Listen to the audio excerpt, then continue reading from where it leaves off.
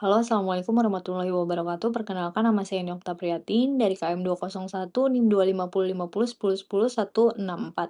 Saya akan mempresentasikan hasil analisis fenomena cancel culture dan cyberbullying terhadap Aziza Salsa di media sosial tahun 2024 bersama kelompok saya yaitu Indira Rahman, Eka Nanda Pradita, Nurlaitul Istiqomah, Zurotun Nafia, dan Daniela Zevanya Amanda.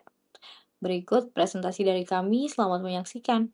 Perkembangan teknologi informasi dan komunikasi telah mengubah cara masyarakat dalam berinteraksi dan bertukar informasi. Kehadiran internet memungkinkan komunikasi dilakukan secara cepat tanpa dibatasi ruang dan waktu. Media sosial seperti Instagram, TikTok, Twitter, dan YouTube menjadi sarana yang banyak digunakan masyarakat untuk berkomunikasi, memperoleh informasi, serta mengekspresikan pendapat. Salah satu fenomena yang banyak menjadi perhatian adalah cancel culture. Fenomena ini merujuk pada tindakan kolektif masyarakat untuk menarik dukungan atau memberikan sanksi sosial terhadap individu yang dianggap melakukan tindakan yang bertentangan dengan norma atau nilai yang berlaku di masyarakat. Dalam praktiknya, cancel culture biasanya ditunjukkan melalui kritik massal, boikot, penghentian dukungan, hingga penyebaran opini negatif di media sosial. Pada tahun 2024, fenomena cancel culture menjadi sorotan publik melalui kasus yang melibatkan Aziza Salsa. Beredarnya berbagai tuduhan dan spekulasi di media sosial memicu reaksi besar dari warganet. Ribuan komentar, unggahan, dan diskusi bermunculan dalam waktu singkat. Sebagian masyarakat memberikan kritik, sementara sebagian lain melakukan serangan verbal yang mengarah pada cyberbullying. Akibat kasus tersebut menjadi salah satu contoh bagaimana komunikasi di media sosial dapat berkembang menjadi penghakiman publik yang masif. Fenomena ini menarik untuk dikaji karena menunjukkan bagaimana komunikasi antar pribadi yang terjadi di ruang digital dapat mempengaruhi opini publik, membentuk persepsi sosial, dan menghasilkan dampak yang signifikan bagi individu yang menjadi sasaran. Oleh karena itu, penelitian ini bertujuan menganalisis fenomena cancel culture pada kasus Aziza Salsa dari perspektif komunikasi antar pribadi dalam budaya cyber. Selanjutnya masuk ke rumusan masalah. Yang pertama, bagaimana latar belakang munculnya fenomena cancel culture pada kasus Aziza Salsa. Yang kedua, bagaimana bentuk komunikasi antar pribadi yang terjadi dalam kasus tersebut. Yang ketiga, bagaimana unsur-unsur komunikasi yang terlibat dalam fenomena tersebut. Yang keempat, bagaimana karakteristik budaya cyber yang muncul dalam kasus Aziza Salsa. Yang kelima, dampak positif dan negatif dari fenomena cancel culture tersebut. Yang keenam, bagaimana strategi komunikasi yang dapat dilakukan untuk mengurangi dampak negatif cancel culture dan cyberbullying. Lalu tujuan penelitiannya adalah yang pertama mendeskripsikan latar belakang fenomena cancel culture pada kasus Aziza Salsa, yang kedua menganalisis untuk komunikasi antar pribadi yang terjadi, ketiga mengidentifikasi unsur-unsur komunikasi dalam kasus tersebut, yang keempat menjelaskan karakteristik budaya cyber yang muncul, lima menganalisis dampak positif dan negatif cancel culture, yang keenam memberikan rekomendasi strategi komunikasi yang tepat. Lalu selanjutnya ke manfaat penelitian, yaitu manfaat penelitian baik secara teoritis maupun praktis. Assalamualaikum warahmatullahi wabarakatuh. Perkenalkan, saya Indira Rahman. Baik, saya akan menyampaikan bagian selanjutnya, yaitu bab 2 kajian teori. Yang pertama, teori komunikasi antar pribadi. Teori komunikasi antar pribadi mengkaji bagaimana individu bertukar informasi, menciptakan makna, dan membangun atau menavigasi hubungan. Proses ini bersifat transaksional, artinya individu bertindak sebagai pengirim dan penerima, bersama-sama membangun makna secara simultan berdasarkan konteks yang mereka bagi. Dalam komunikasi antar pribadi, terjadi pengiriman pesan dan penerimaan pesan. Hal ini dapat dilakukan dengan menggunakan metode langsung maupun tidak langsung. Komunikasi antar pribadi yang berhasil adalah ketika pengirim pesan dan penerima pesan memiliki pemahaman yang sama. Yang kedua yaitu unsur-unsur komunikasi. Komunikasi adalah sebuah proses. Proses komunikasi atau communication process adalah panduan untuk mewujudkan komunikasi yang efektif. Proses komunikasi melibatkan beberapa unsur atau elemen utama. Di antaranya, yang pertama, pengirim atau sender. Pengirim adalah individu, kelompok, atau organisasi yang memulai komunikasi yang dikenal dengan sebutan komunikator. Pada media sosial, komunikator merupakan pihak yang membuat dan menyampaikan pesan. Yang kedua, pesan atau message. Semua komunikasi dimulai dengan pengirim pesan. Pada media sosial, informasi yang disampaikan dapat berupa teks, gambar, video, audio, atau kombinasi berbagai format konten. Yang ketiga, saluran atau channel. Saluran atau media adalah sarana yang digunakan untuk menyampaikan pesan. Pada media sosial, sarana yang digunakan untuk menyampaikan pesan seperti Facebook, X, Instagram, TikTok, atau platform media sosial lainnya yang memungkinkan penyebaran informasi secara cepat dan luas. Yang keempat, penerima atau receiver. Tugas penerima adalah untuk menerima, menguraikan, dan memahami pesan yang diterimanya. Yang kelima, umpan balik atau feedback. Umpan balik adalah tanggapan balik dari pihak penerima atau komunikan atas pesan yang diterima. Tanpa umpan balik, pengirim tidak dapat memastikan bahwa penerima telah menafsirkan pesan dengan benar. Yang keenam atau yang terakhir, efek. Efek merupakan unsur komunikasi yang memiliki definisi hasil akhir dari suatu komunikasi. Dapat berupa perubahan opini publik, kerusakan reputasi, tekanan psikologis, munculnya polarisasi pendapat, penurunan citra publik, atau meningkatnya dukungan dari sebagian kelompok. Demikian yang dapat saya sampaikan. Poin selanjutnya akan disampaikan oleh Kak Eka Nanda Pradita. Assalamualaikum warahmatullahi wabarakatuh. Perkenalkan, nama saya Eka Nanda Pradita. Pada kesempatan kali ini saya akan menjelaskan mengenai budaya cyber, cancel culture, dan cyberbullying. Budaya cyber, partisipasi aktif, viralitas, anonimitas, dan jejak digital. Budaya cyber mencerminkan pola perilaku masyarakat dalam lingkungan digital yang ditandai dengan partisipasi aktif, penyebaran informasi yang cepat, serta keberadaan jejak digital yang sulit dihapus. Melalui media sosial, setiap pengguna dapat dengan mudah berinteraksi, memberikan pendapat, dan menyebarkan informasi kepada banyak orang dalam waktu singkat. Cancel culture, sanksi sosial digital terhadap individu yang dianggap melanggar norma. Cancel culture merupakan bentuk sanksi sosial yang dilakukan oleh warganet terhadap individu yang dianggap melakukan pelanggaran norma. Fenomena ini sering muncul melalui boikot, kritik massal, dan penolakan publik. Karena informasi menyebar dengan sangat cepat di media sosial, fenomena ini juga dapat berkembang dengan cepat dan melibatkan banyak pengguna. Cyberbullying, perundungan digital melalui komentar negatif dan serangan verbal. Cyberbullying adalah tindakan perundungan yang dilakukan melalui media digital seperti komentar kasar, hinaan, dan penyebaran informasi yang merugikan. Dampaknya dapat mempengaruhi kondisi psikologis korban. Dengan demikian, ketiga konsep ini saling berkaitan. Budaya cyber menjadi ruang terjadinya interaksi digital, cancel culture muncul sebagai bentuk reaksi sosial, dan cyberbullying dapat menjadi dampak negatif yang muncul ketika reaksi tersebut dilakukan secara berlebihan. Demikian penjelasan dari saya. Terima kasih. Terima kasih atas penjelasan yang telah disampaikan sebelumnya. Selanjutnya saya akan menjelaskan mengenai deskripsi dan kronologi kasus beserta bentuk komunikasi antar pribadi yang terjadi dalam kasus Azizah Salsa.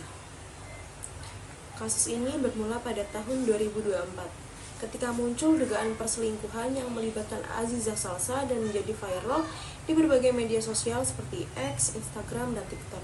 Informasi tersebut menyebar dengan sangat cepat karena banyak akun media, akun gosip, influencer, dan pengguna media sosial yang ikut membahas serta membagikan informasi terkait kasus tersebut. Pada slide ini dapat dilihat salah satu unggahan dari akun iNews di platform X yang membahas dugaan perselingkuhan Azizah Salsa. Unggahan tersebut mendapat perhatian besar dari masyarakat dan turut memperluas penyebaran informasi di ruang digital. Kasus ini menunjukkan adanya budaya cyber. Menurut Nasrullah, budaya cyber merupakan budaya yang terbentuk melalui interaksi manusia di media digital. Dalam kasus ini, penggunaan media sosial tidak hanya menerima informasi, tetapi juga ikut menyebarkan informasi, memberikan komentar, dan membentuk opini publik terhadap Azizah Salsa. Seiring berkembangnya isu tersebut, muncul berbagai tanggapan dari masyarakat. Sebagian pengguna memberikan dukungan dan menunggu klarifikasi, namun sebagian lainnya langsung memberikan penilaian negatif tanpa melakukan verifikasi terhadap informasi yang beredar.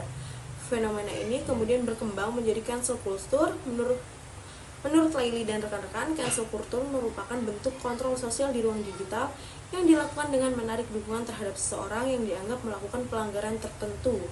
Dalam kasus ini terlihat dari adanya ajakan sebagian netizen untuk berhenti mendukung Azizah Salsa berdasarkan isu yang beredar. Selain itu, muncul pula cyberbullying berupa komentar negatif, hinaan, dan penghakiman di media sosial. Hal ini sesuai dengan pendapat Kowalski yang menjelaskan bahwa cyberbullying merupakan tindakan agresif yang dilakukan melalui media elektronik untuk menyakiti atau merugikan individu lain. Selanjutnya, jika dilihat dari bentuk komunikasi antar pribadi yang terjadi, komunikasi berlangsung melalui media digital seperti Instagram, TikTok, dan X. Komunikasi ini dapat dijelaskan melalui teori Computer Mediated Communication atau CMC dari Walter. Teori ini menjelaskan bahwa individu tetap dapat berinteraksi dan bertukar informasi melalui teknologi meskipun tidak bertemu secara langsung. Salah satu bentuk komunikasi yang muncul adalah klarifikasi yang disampaikan Aziza Salsa melalui Instagram Story. Klarifikasi tersebut merupakan upaya komunikasi langsung kepada publik untuk merespon berbagai informasi yang berkembang di media sosial. Selain itu, teori Social Information Processing dari Walter menjelaskan bahwa seseorang dapat membentuk persepsi terhadap orang lain berdasarkan informasi yang diperoleh melalui media digital. Hal ini terlihat dari banyaknya pengguna media sosial yang langsung membentuk penilaian terhadap Aziza Salsa hanya berdasarkan informasi yang beredar di internet. Bentuk komunikasi yang muncul dalam kasus ini dapat dibedakan menjadi komunikasi suportif dan komunikasi agresif. Komunikasi suportif terlihat dari adanya dukungan dan pembelaan yang diberikan sebagian pengguna media sosial, sedangkan komunikasi agresif terlihat dari komentar yang berisi hinaan, ejekan, dan penghakiman yang mengarah pada cyberbullying. Berdasarkan analisis tersebut, dapat disimpulkan bahwa media sosial memiliki pengaruh yang sangat besar dalam penyebaran informasi dan pembentukan opini publik. Oleh karena itu, literasi digital dan etika komunikasi sangat penting agar masyarakat dapat menggunakan media sosial secara bijak dan bertanggung jawab. Sekian pemaparan dari saya, terima kasih. Perkenalkan, saya Zuhratun Nafia. Selanjutnya saya akan melanjutkan pembahasan mengenai analisis komunikator, pesan, media, serta efek dan feedback dalam kasus Aziza Salsa. Pada kasus ini, penyebaran informasi tidak hanya dilakukan oleh media massa, tetapi juga influencer, akun gosip, konten kreator, hingga pengguna media sosial lainnya. Hal ini menunjukkan bahwa media sosial memungkinkan setiap orang menjadi komunikator yang dapat ikut menyampaikan informasi kepada masyarakat luas. Selain itu, pesan yang beredar berupa opini publik, komentar, kritik, hingga berbagai tanggapan dari pengguna media sosial yang disampaikan melalui berbagai platform digital. Banyaknya pihak yang terlibat membuat informasi dapat menyebar dengan cepat dan menjangkau lebih banyak orang. Media yang digunakan dalam penyebaran informasi ini juga cukup beragam, mulai dari X atau Twitter, TikTok, Instagram, hingga YouTube. Banyaknya platform yang digunakan menunjukkan bahwa media sosial memiliki peran besar dalam mempercepat penyebaran informasi serta membentuk opini masyarakat terhadap suatu peristiwa. Selanjutnya, penyebaran informasi tersebut menimbulkan berbagai efek dan feedback dari masyarakat. Banyak pengguna media sosial memberikan komentar, kritik, dukungan, hingga berbagai bentuk respon lainnya terhadap kasus yang sedang ramai dibicarakan. Kondisi ini juga memunculkan fenomena cancel culture, cyberbullying, serta berbagai respon publik. Kasus Aziza Salsa menunjukkan adanya karakteristik budaya cyber seperti interaksi aktif antar pengguna, penyebaran informasi secara cepat, kemudahan konten menjadi viral, serta munculnya anonimitas dalam memberikan komentar.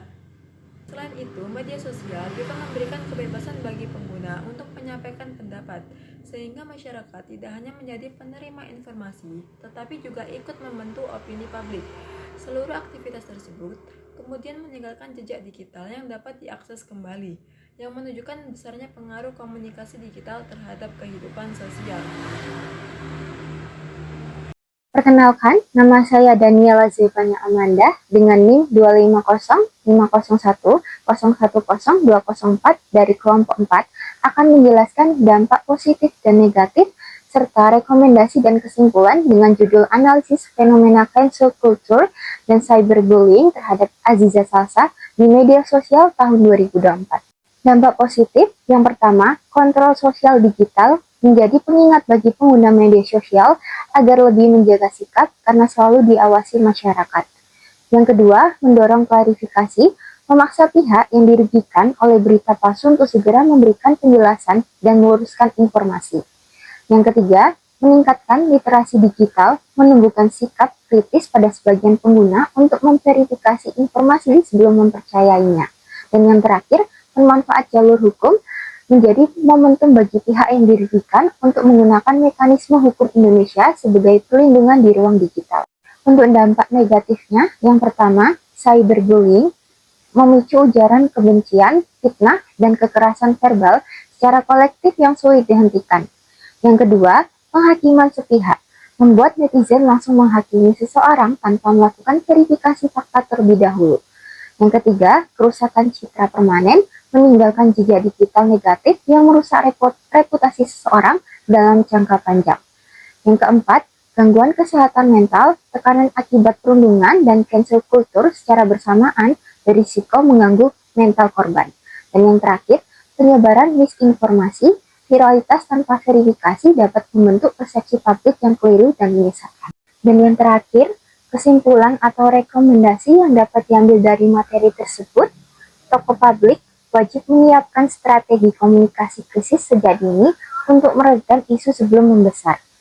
Pengguna media sosial harus memverifikasi informasi sebelum membagikannya demi mencegah hoaks dan kerugian bagi orang lain.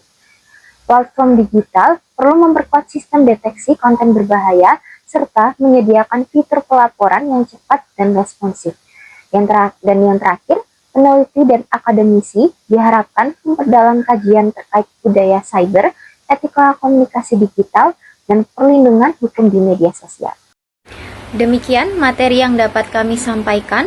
Kami berharap poin-poin yang telah dibahas tadi dapat memberikan perspektif baru dan bermanfaat bagi kita semua. Terima kasih atas perhatian dan waktu yang telah diberikan. Apabila ada salah kata yang terucap, mohon dimaafkan.